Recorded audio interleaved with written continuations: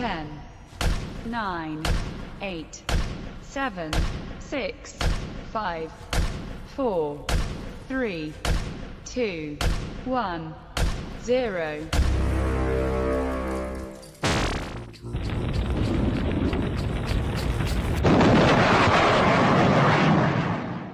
Hello, everyone, and thank you for joining me. This is Michael Voss, the Dragon of the Southern Tier, here on No Soundbites Allowed, the podcast you enjoy and love. And I love you, because we're here today talking with a very special guest, and I want to thank him for being here with us today, and that is our guest, Michael Korchak. And he is the ADA for Broome County. And without further ado, how are you, Michael? I'm doing great. Thanks for the applause, and thanks for having me. Oh, absolutely. Well, you deserve it. You know, you're an elected official, law enforcement. You do a very good job, and everyone who does a good job should get applauded for that. Well, I appreciate it. Thank you. We don't get much applause in court. I would imagine not, and I know that you're going to be, actually, you're right in between. You just came from court, right? Right, I did. I'm on my lunch break right now, actually, if anybody's keeping track. Exactly. So we don't have a lot of time, but I do appreciate and thank you for taking the opportunity to come in and speak with us to learn a little bit more about you. And for many people who may not be aware, you're the Assistant District Attorney. You are announced and running for the District Attorney position in this year's elections for 2019. And I'm going to get into that in just one second. I do want to mention as well, just for a full disclosure, I have spoken to your opponent, Paul Batista. I have invited him onto the program to be able to have an interview as well. If he accepts, we will, of course, publish that. But at this moment, he is not. Just so people know exactly what's going on.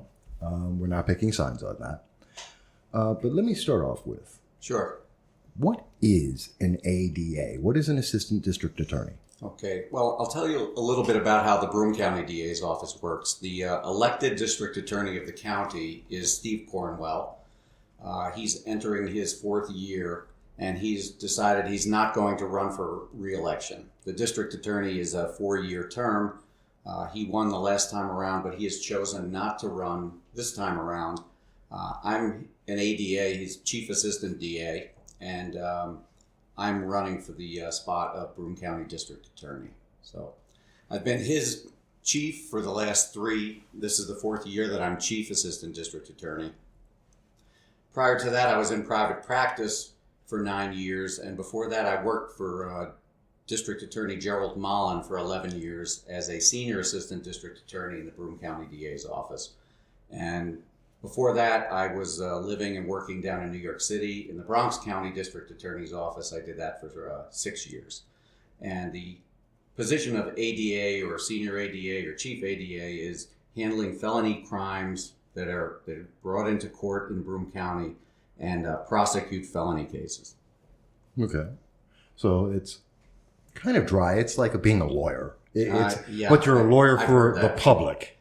Correct. We represent the people of the state of New York. So whenever you walk into court and there's a court case going on, it's the people of the state of New York versus defendant. That's the name of the case. And then the cases that I handle are mostly, if not all, violent felony cases: murders, robberies, rapes, arsons, things of that nature, the higher level violent crimes. Okay. And to give people just another way of looking at it, perhaps it'll click for a few people. If they think of the TV show Law and Order, so you would be the prosecutor there. That's correct. That same kind of character. That's the type, even though that's not really, that's a lot more exciting than the job that I do. That is that would be great, wouldn't it, if that was the job? Because you could get every case wrapped up in 1 hour, which would be, I'd be out golfing, but I don't have time for that. God, I wish it were that easy. But I wanted to give people that kind of general idea of it. And to get to this point, to be the ADA here in Broome and running for the district attorney's office, you've taken quite a path. A matter of fact, just before we started the program, you were speaking. One of the things along that path was you actually worked in radio. I actually did. Before I went to law school, I worked for 2 years as a disc jockey we were joking around before. I'm so old, I used to play records. I don't know if any of your audience knows what records are, but that's what we used to play. I worked up in New England. I was in Massachusetts for a while, and then Connecticut, then back to Massachusetts.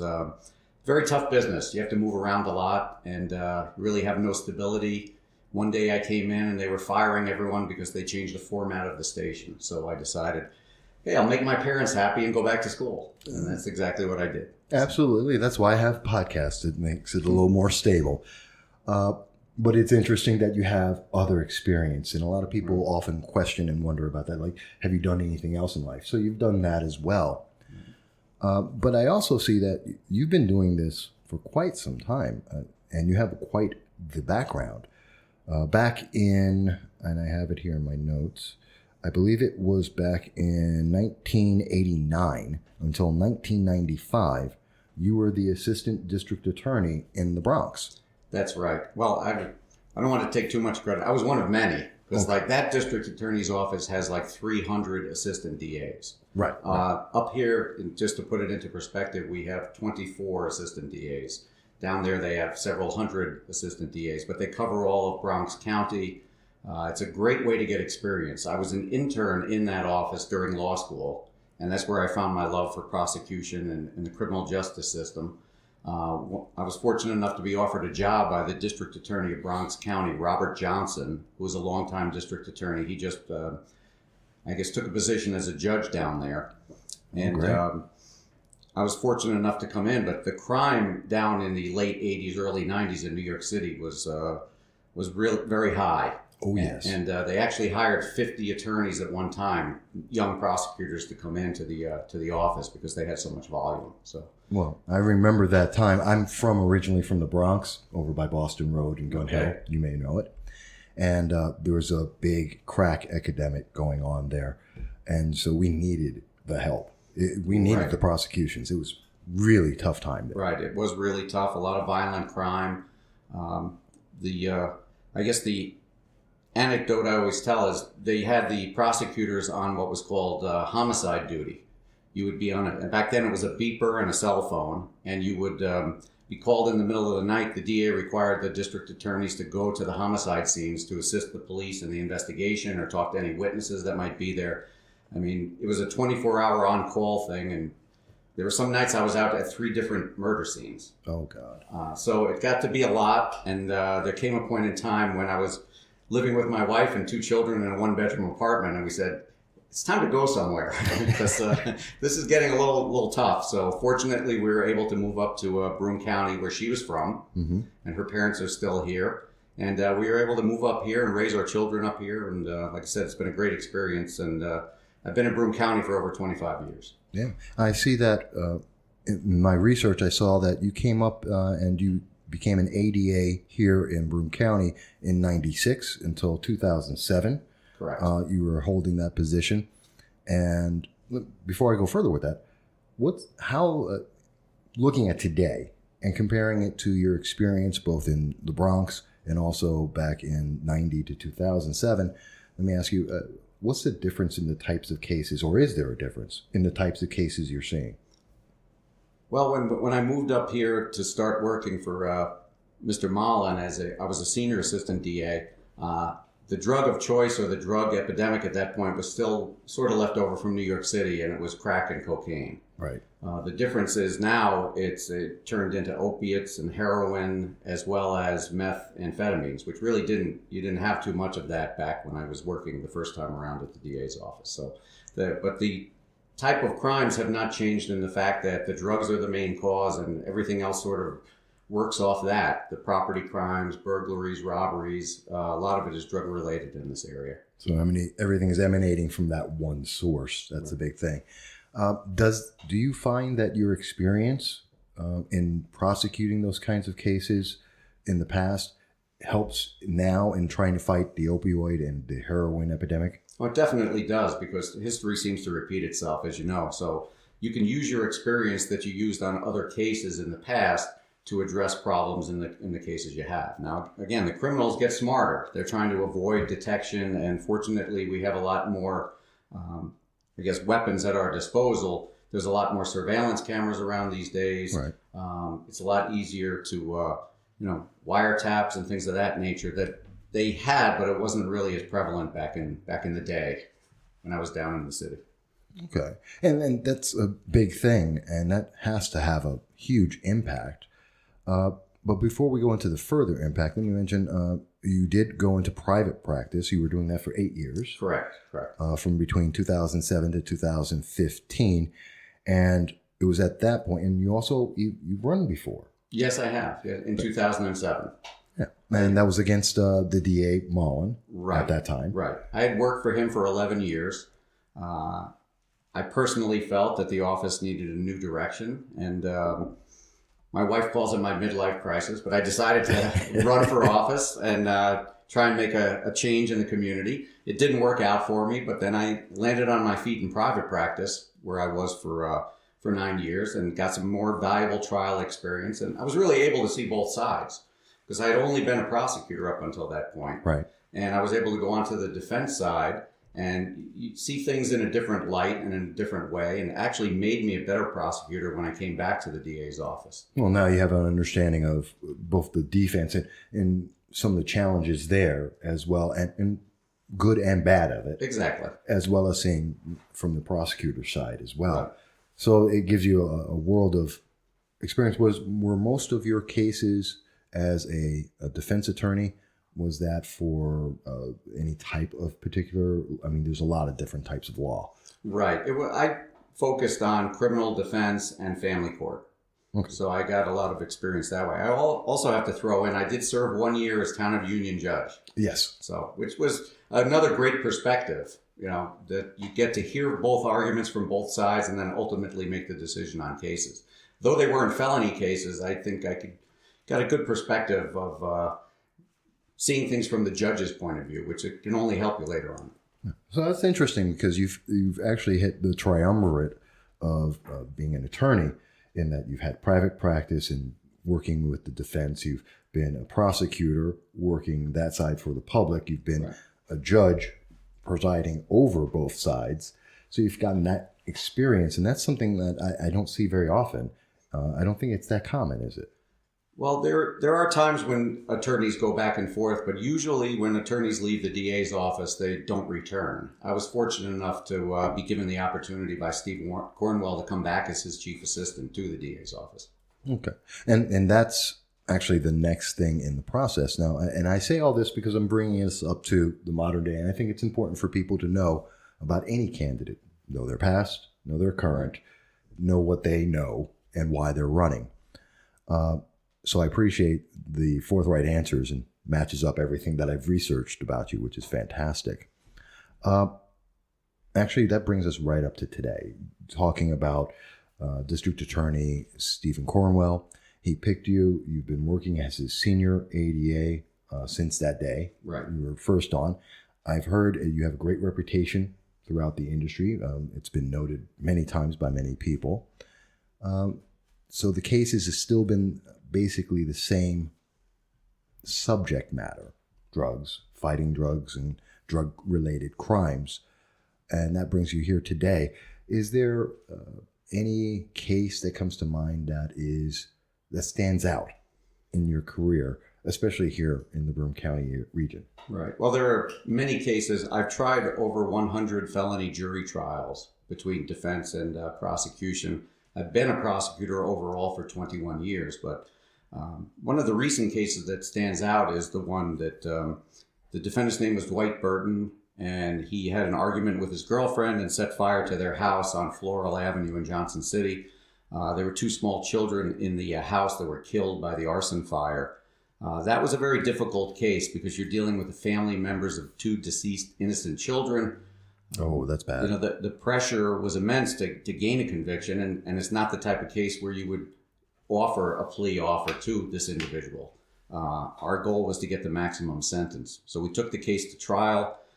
Fortunately, we were able to convict the defendant, and he's now serving life without the possibility of parole. That's good. That's good. It really comes down to the victims. The victims are what you remember most, and the ability to get them justice. That's what gives you the satisfaction in being a prosecutor. Not sending someone to jail, but doing the job for the victims of the crimes.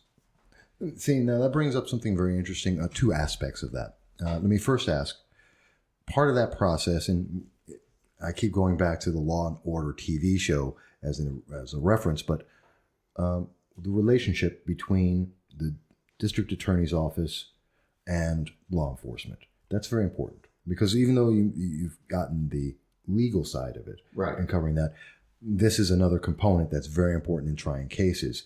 How is that relationship with District Attorney Cornwell's office and or yourself? I know that's been a subject during the course of this campaign. We still have a long way to go. It's still February and the primaries in June, but that issue has come up. Now, yes. Personally, I've always gotten along fine with law enforcement. My first 11 years at the DA's office, I feel I had a great relationship. The past 3 going on 4 years, I have had no problems with law enforcement. Obviously, going to differ on some of your opinions on cases and the way cases are handled. Mr. Cornwell came in after a DA had been seated for 28 years, and he wanted to change some things around, and people are resistant to change. We all know that. I mean, I'm set in my ways as it is, but he came in and changed some things, and there are a lot of positive changes within the DA's office the last 3 going on 4 years. Not everyone's going to agree with that. And Steve will tell you himself that his negotiating skills are more forceful than mine, I'll put it that way. I'm interested in sitting down at the table and addressing any issues with anyone that would come to me if I'm elected DA. And I can feel that there's a good relationship between the assistant DAs in the DA's office and law enforcement. We work with them every day. Right. I mean, since Steve Cornwell's been in, for example, the Narcotics Bureau of the District Attorney's Office, which is a very high volume unit, has implemented 2 wiretap cases, which are very time intensive, where the wiretaps were obtained through warrants from judges, the phone calls were reviewed, and every defendant, it's approximately 30 defendants, were arrested, taken into custody, and all of them were convicted. Now, that was with the New York State Police, narcotics prosecutors from New York City, local law enforcement agencies. You can't get something like that accomplished if you don't have a good relationship with law enforcement. So in the day-to-day operations, I feel that the relationship is very good. Again, some of the higher-ups that meet with Mr. Cornwell, they might not agree, but that's going to happen. But if you're a professional, you sit down and you're on the same page because we all have the same goal in mind, to make Broome County safer and to protect the people of the community. Oh, absolutely. That is the ultimate goal at the end of the day, is we want to make sure that we're protecting everyone, because without that, it doesn't really matter anything else. But you did touch on, and it is correct, there have been some issues that have been brought up. And it's early. But then again, New York State, everything has been shifted early this year. Correct. There's a lot of chaos in every race because of the change from Governor Cuomo and the single-party state legislature in moving elections up significantly this year. So let me address one of the concerns that were brought up. And I know it's an active case, so there's limitations in what can be said about this, and that the public should know that. You can't speak too much about it, but there is the case of the Pica Torres, a gentleman who he had several crimes, several cases pending in courts. There was a plea deal. There was a subsequent crime after that. And I know that's been brought up, like, why did he get a plea deal? Why was he out in public? Is there any aspect of that you can speak to? Well, I can't talk about the particulars of the case, because anyone who knows about DA's offices, that we're not legally permitted to discuss a case while it's still pending. Right. And pending means in the initial stages or even up until the case is over with a sentence, we're not permitted to speak about it. But what I can say is there are many factors that go into a plea offer. Mm-hmm. There's always aspects of it. The strength of the case is the main aspect. There's no provision in the law to keep someone in jail or prison because of what they might do in the future. I mean, that's not the American way. And should not be. I think if you look at any very serious violent crime case, no one just starts out with a violent crime. I mean, Right. it does happen in the history of criminal justice, but Right. most people have a history and then unfortunately they go out and commit a violent crime. But if I had a crystal ball, I would definitely use it, but there's really no way to keep someone incarcerated by what they may do or might do in the future. Each case, as far as plea bargains go, is a case-by-case basis. And strength of case, cooperation of victims, strength or weakness of evidence, that all has something to do with it. And those are the factors generally that go into a plea on a case. Okay. And what did you say?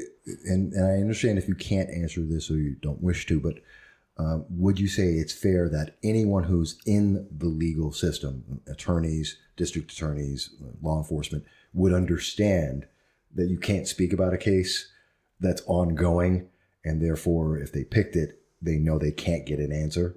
Well, right. Anyone, especially if you're running for DA, you should know the laws about that. If you're a defense attorney, you're not permitted to speak about the case until the case is resolved. Right. Anyone involved in that case. Anyone involved in the criminal justice system would know that you're not permitted to discuss that. Now, it doesn't prevent some commentator on TV from saying something about it. Like myself. But the people within the system are not permitted to talk about it while the case is still pending. Right. I can give my opinion because I have nothing to do with anything with courts. But obviously, we wouldn't expect or want you to, or the defense to be able to speak in the public court and possibly affect the outcome of Right. that. I'd be committing an ethical violation of my oath. So. Right. So I understand that, and I just wanted to clear that because I know a lot of people wonder, well, why aren't they? Why can't you say something? Well, there's a law. There's reason. Exactly. Okay. So, and I think that's something that hasn't been addressed properly in the media up to this point, to say, well, why not? So I wanted to make sure we understood. I appreciate that. Thank you. Separate of that, and I know we're running out of time. We've got about 5-9 minutes here. And I do appreciate the moments we do have here. Let's talk about the race itself a little bit. Now, I know in 2007, you had raised about $15,000 for that race. I know that Mr. Battisti's raised $50,000, which is a issue and a question all its own. And if he comes on, I will ask him about that. There's some questions about the finances in this race on his side. So let me ask, first of all, do you have any debts? I do not have any debts. I ran my own practice for several years, and we paid our quarterly taxes as we should. And as I think I discussed when someone asked me before, it's not a general regular business practice in Broome County, as far as I understand, to be in that much debt. It is an issue in this race. Can't really get into it too much here, but the district attorney's office is a multi-million-dollar budget. Yes. And I've been working on that budget for the last 3 years with Mr. Cornwell. It's something that would be very difficult, if not impossible, to come in from the outside and just pick up. I mean, it has been done. However, that's a question for my opponent to see if he would be capable of handling that budget based on his financial history. Well, and I will ask him that, but I did want to also make sure if it was clear, because I don't recall anyone actually asking you the same question, and I believe it's fair. Right. If it's an issue. There are more questions than answers about that, being the money was owed, but $50,000 was put into his campaign account. Yes. Why wasn't that money used to pay off your taxes? And then all of a sudden the taxes are paid. So I can't answer how that took place, but it does raise questions. I've publicly mentioned those questions on some of my programs before. It is a question that needs to be answered. So I agree with that. But I did want to bring it up. It's your opponent. We got to ask, what do you think, Right. and where you stand on that? Do you expect that you're going to have any difficulty raising funds? Well, that's always a hurdle. So I'm trying to get out and meet as many people as possible.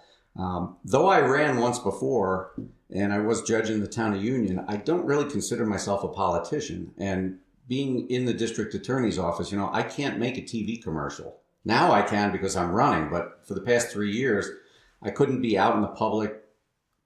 Right. TV commercials, radio spots, things of that nature. So I'm just trying to get people to know me. I have been in the media based on some of the trials that I've been involved in. But it's really a matter of getting out and meeting the people and introducing myself and getting the message out that I feel I'm the most qualified person for the job. Being a prosecutor for 21 years and having done 14 murder trials during the course of my career. Again, that might not seem like a lot, but in legal circles, that is a lot. So I think I've done more murder trials than Mr. Battisti's done felony jury trials. So, I think the years of experience and the quality of my experience sets me apart in this race. Absolutely. And I should mention to people, and I've talked to judges who have run for elections. I've spoken to others in many offices. I know it, and people should be aware, you can't, when you're in your office as the ADA or the DA, judges can't speak. And I know you don't go to party events or political events or anything of that nature. And that's why when people look you up, and I've looked, you'll see maybe a couple of cases here and there, but otherwise you're outside the view of the public, and that's standard in the industry for your position. Right. And as someone in law enforcement, I'm not permitted to endorse another candidate or anything like that. So I was pretty much out of the political realm for many years. And you are a Republican. People should know that if they didn't or weren't clear. Although I think at this point most people should know that, but you never know. Not everyone does. Let me ask this, and this is probably a very important question that really hasn't come up in the race so far, which is a bit of a surprise to me. Let's assume that you do win, you become the DA. And going forward, 2019 to 2020, going forward, what is it that a DA Korchak would do for Broome County? Well, I believe at this point, we're working very hard to control the crime rate, to prosecute those who need to be prosecuted. And one of the main, themes of the DA's office within the past 3 years, going on 4 years, is that individuals that commit crimes and deserve to go to prison are going to prison, but we're also putting more people in rehab programs than ever before. True. The attendance at drug court is at an all-time high. So everybody thinks DAs are throw them in jail, throw them in jail. That's not what we do. We have to evaluate the case with the individual and try and come to the determination as to what's the best outcome for the community and the person who's charged with the crime. Part of my goal for the district attorney's office is we have many young assistant DAs. Right. And I want them to be career prosecutors like myself, but they need the proper training, there's not always a lot of time to do that. I've been doing that for the last 3 years, but I would really want to continue that. I do have a lot of experience. I'd like to pass that along to the next generation of prosecutors, because they're the ones who are going to be keeping myself safe in Broome County when I'm hanging up my trial suit for good. I plan on staying for a long time, but again, eventually it's going to be turned over to someone else. And I think if you have that continuity in the office, that have people working their way up through the ranks, they will have the same experience that I had, and they'll be able to carry on the goal of the DA's office, as we said, to keep Broome County safe and to protect the community. Building that foundation and passing on the torch. Definitely it's something you have to have an eye towards, because that's important. Right. And you have to have the experience to do that. Yes, that's absolutely true. Absolutely true. We have just a couple of minutes here, one or two, but I always like to ask at the end of any interview, we covered a lot of information, and that's always a good thing. And I thank you for the answers, very direct. I love that. It doesn't happen as much with politicians. Well, I told you I'm not a politician. Exactly. Usually I have to fight them to try and get the answer. But I always want to leave off with, is there anything that we haven't addressed, anything we haven't touched on that you believe is important, or just that you would like to share with everyone who is going to be listening to this? Well, I'm actually looking forward to the campaign, even though that's funny to say, because I'm working full-time all day and the campaigning is at lunch or in the evening or on weekends. But it's very exciting to get out and meet people in all parts of the county. And I really don't get out unless I'm in court in that part of the county. Right. I'm meeting a lot of people who have the same concerns that everyone has about the crime rate in the area. I think we're making strides in the right direction to contain the crime in this community. And again, I just want to keep going what we have going at the DA's office, continue pushing forward in the right direction, and control the crime rate and keep the county safe. I'm looking forward to meeting as many people as I can during the course of the campaign to get that message out. Okay. Oh, I should ask, is there an event that's upcoming that you will be doing for your campaign where people will be able to meet with you, or a website? Is there some way they can find out? Right now we have the Facebook page, Mike Korchak for DA. Mm-hmm. We have a web page that's coming, but we're still working on that at this point. I think I have a Twitter account. I have to say, when someone told me you're going to have a Facebook page, I'm like, what? But that's kind of comes with the territory. The main thing is, though, starting on Tuesday is the petition period. Right. So I would really appreciate people if they see me, maybe like, if you don't have time to sign the petition, let me know, but don't throw me off your porch. They won't really know, because usually that takes place in the summer. Yeah. And with the changing of the dates of the primary, as of next Tuesday, there's going to be people with petitions knocking on your door. And like, don't be alarmed. We're harmless, but we're doing our job and trying to get myself on the ballot. And I need to get those signatures. And like I said, I appreciate everyone's support, and I appreciate them in advance for their signatures to get me on the ballot. Well, we're looking forward to that. And we thank you for mentioning that, because that is an important thing, especially with the change here. And for people who are looking for you on Facebook, I just need to mention your spelling of your last name is Korchak. That's correct. Because it sounds one way, but people might spell it a little different. So they can look for you on Facebook with that, and look in the future for your website. Do keep us in mind and let us know if any events come up. We, of course, will pass that on, let the audience know about this. But other than that, we've got you for 30 minutes. I know you got to still get something to eat. Get back. So I do want to let you get back to court and keep you working for the people here. So I thank you. And I will say, on behalf of all my listeners, we appreciate and thank you for the time that you have provided to us.